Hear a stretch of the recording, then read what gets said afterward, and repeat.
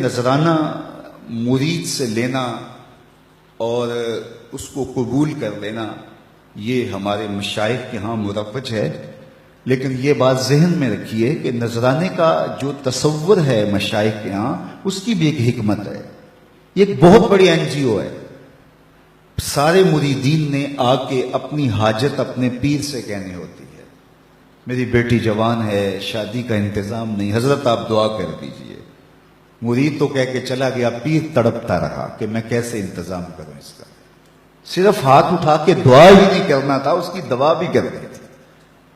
اب دوسرا مرید آیا جو امیر تھا، تو اس نے نذرانہ پیش کیا تو پیر کا دل خوش ہو گیا کہ میرے اس غریب مرید کا کام بن گیا۔ پھر اس کو بلایا اور چپکے سے اس کی عزت نفس کو ملحوظ رکھتے ہوئے اس کے ہاتھ میں دے دیا کہ بیٹا جاؤ اور اپنی بیٹی کی شادی کر لو۔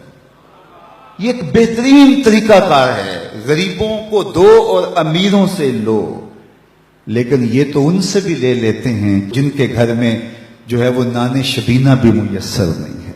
کبھی آپ نے دیکھا ہے کوا بعض کا بچوں کے ہاتھ سے روٹی چھین کے لے جاتا ہے، تو یہ اس کوے کی طرح ہوتے ہیں کہ غریبوں سے بھی نذرانہ لے لیتے ہیں، جبکہ ان کے پھٹے ہوئے کپڑے اور ان کی حالت بتا رہی ہوتی ہے کہ یہ مزدور بیچارہ پتہ نہیں آج ان کے گھر میں چولہا بھی جلا ہے یا کہ نہیں۔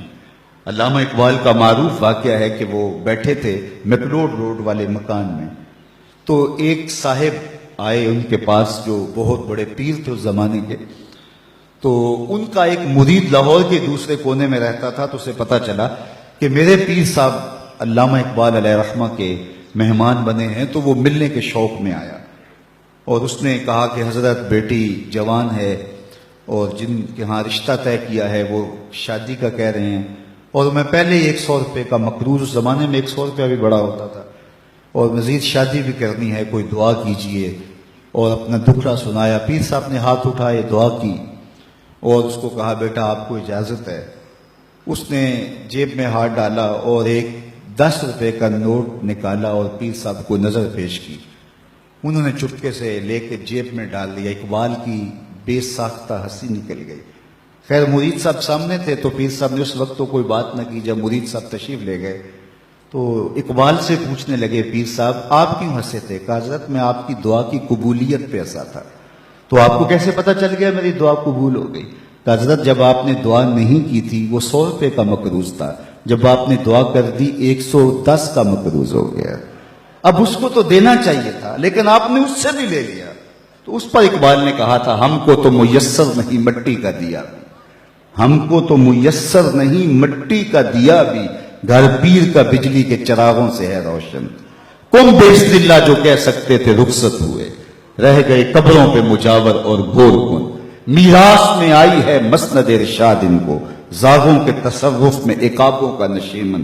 نذرانہ نہیں سود ہے پیران حرم کا، نذرانہ نہیں سود ہے پیران حرم کا، ہر خرقہ سالوس کے اندر ہے مہاجن۔ شہری ہو دیہاتی ہو مسلمان ہے سادہ، بتوں کی طرح پجتے ہیں کعبے کے برہنہ۔ تو اس کی تو مدد کرنی چاہیے تھی۔ وہ دکھڑا سنانے آیا ہے، بیٹی گھر کی دہلیز پہ بیٹھی ہے، یہ تو اس سے پوچھو جس کی بیٹیاں جوان ہیں اور ان کو رخصت کرنے کے لیے باپ مجبور ہے، کس طرح اس کی راتوں کی نیند اڑ جاتی ہے اور کس طرح دن کا قرار لٹ جاتا ہے، لیکن اس سے بھی 10 روپے وصول کر لیتے ہیں۔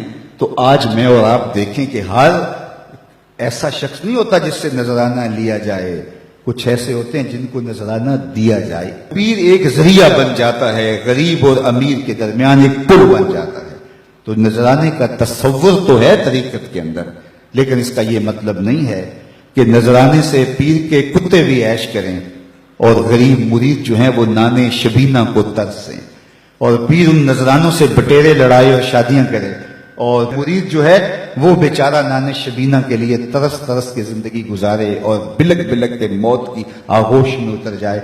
اس لیے نذرانے کے تصور کا انکار نہیں، لیکن اس کا مصرف کیا ہونا چاہیے یہ پیر کی ذمہ داریاں ہیں۔